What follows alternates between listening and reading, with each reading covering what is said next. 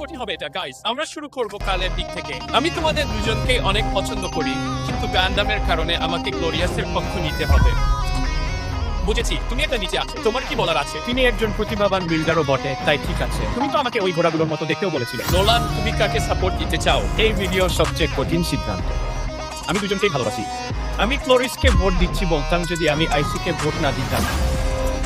ওহ ওহ, কি twist. Glories, তুমি কেমন অনুভব করছো? অনেক হতাশ।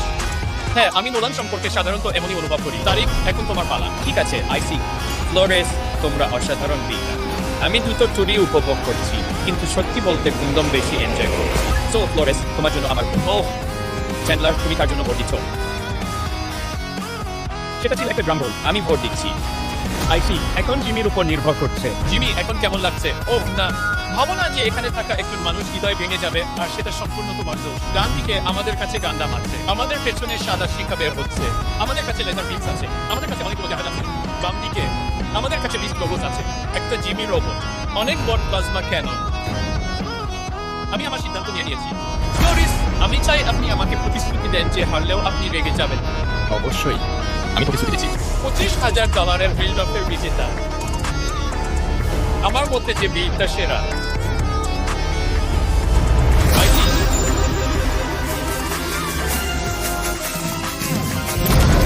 কথা বলার মতো অবস্থা নাই।